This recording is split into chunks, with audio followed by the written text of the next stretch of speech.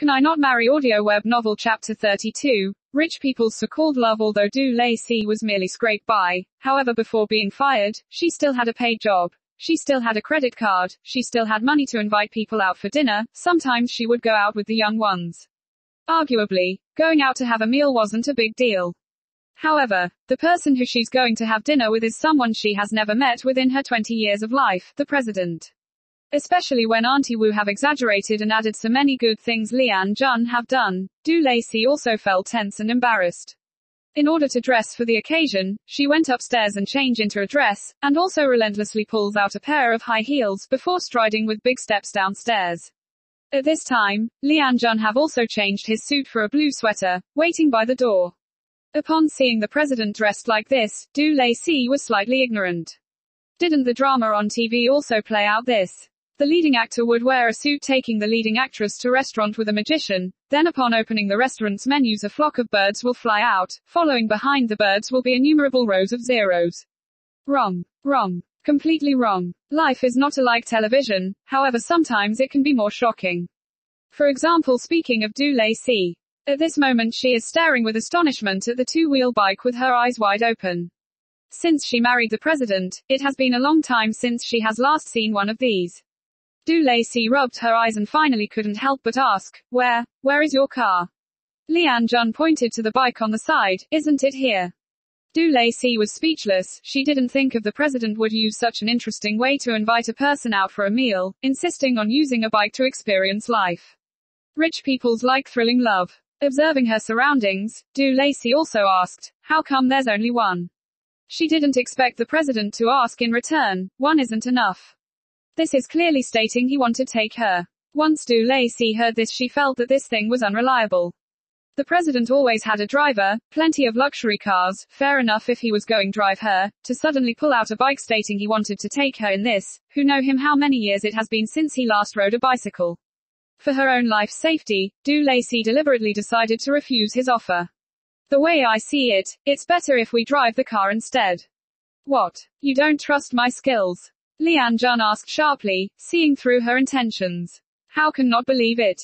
Ha ha. Ha ha ha ha. If anyone believing you would be stupid. Even Du Lacey was like this, however an arm always fails to beat the legs. In front of Lian Jun this leg, Du Lacey was merely little fingers.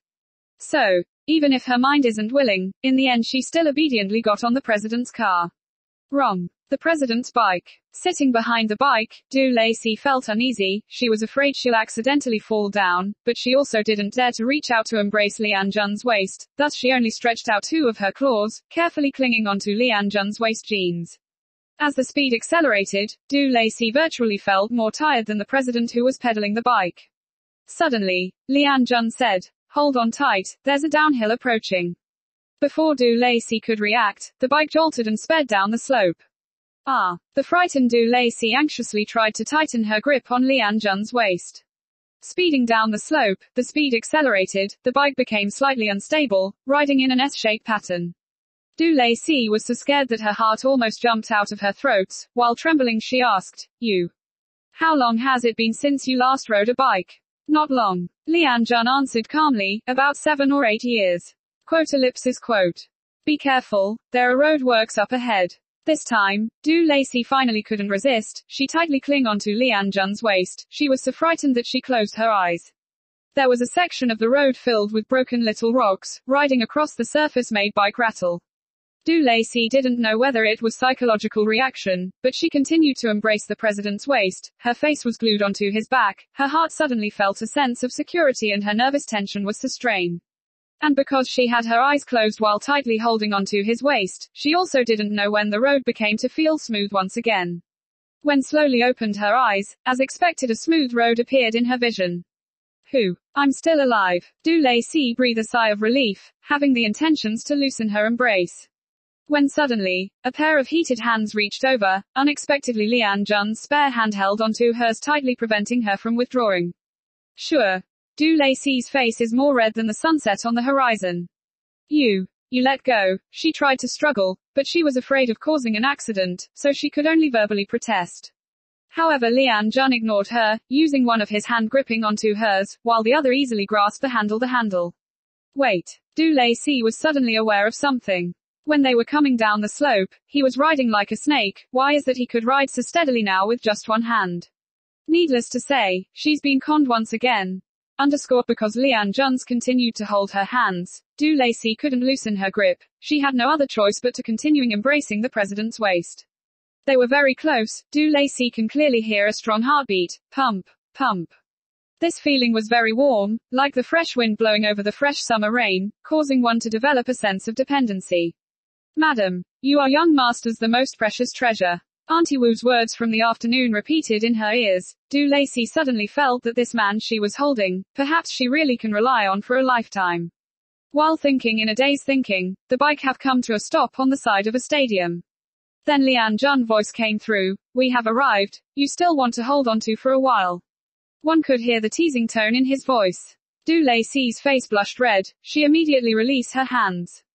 Clearly he forced her to hold on to him, yet in the end he still wanted to bid her in return. Beside being scheming, the president is also scoundrelly. Straightening the creases on her skirts, Du Lacey began to observe her surroundings. We wouldn't be eating here, right? That's right. Lian Jun nodded, pointing his finger in the distance. Following the direction of his finger, Du Lacey sees a group of people sitting not far from the lawn. A number of barbecue utensils was placed around it. Before Du Lacey understood what was going on, a group of people have been waved towards them. Here. Here. Let's go. Lian Jun said and walked towards those people. Oh. Du Lacey could only utter this reply and slowly followed behind. Nearby, everyone have gathered around. A man in orange sweatshirt came over and affectionately hugged Lian Jun. I haven't seen you for a long time, Eric. Eric. Du Lacey quietly watched on the side. That should be the president's English name. Those who have studied abroad always love to give themselves a dashing English name, plainly indicating they're well educated. This is. After the two greeted each other, the man dressed in orange sweatshirt finally noticed the timid Du Lacey behind Lian Jun. Hello. I am Alice. After Du Lacey finished speaking, Lian Jun gave her a glance and his glance meant, when did you refer yourself as Alice? Du Lacey also used the same glance to answer him, socializing in society who doesn't give themselves an English name, Alice. How come I've never heard of you? A woman wearing a low-cut halter top with 3 head 1 neck and 2 hills on the chest walked over, speaking in a poor tone. Needless to say, a typical supporting actress. Seeing this melodramatic scene for the first time, Du Lacey was filled with excitement. She began search through her brain of the previous idol dramas she has seen. To deal with this kind of woman, what should she say? Not waiting for her to come up with an idea, Lian Jun was one step ahead of her. We recently got married. Quote ellipsis quote. Du Lacey plaintively stared at the president at a glance. 555,555 won. If you put it this way, what's the point of acting after this? Sure enough. The big chest sister face turned green, no longer speaking. Since the big chest sister didn't speak, and the rest of the people suddenly surrounded them up, asked, Eric. You got married. When? Quickly introduce your wife to us. Immediately, Du Lacey, who was unknown to the public, suddenly became the center of the attention. Facing such a scene, she had difficulty adapting to the situation. Speaking of which, her wedding with the president was indeed particularly low-key. Lian Jun seems to only invite several important subordinates from his company, a small number of his relatives and friends, and on her side only her parents attended. She didn't even invite her best friend, Zhu Yaofei. At that moment, Du Lacey held on to the hold. The less people who knew the better it was when they divorce. And the president should also think so. After all, he is an important person. Such unpleasant things such as divorce doesn't sound too great. But now, the president took the initiative to introduce her to his friends. She didn't know of his plans. Note. 1555, the number, in Chinese pronounces the same with wu wu wu, which were used to portray sounds of a sad song in ancient Chinese prose. Today this word, 555, is implemented to express a whimper instead of sad songs. For emphasis, people repeat it several times as 55,555,555 to indicate something that is really sad and would make people cry for a long time.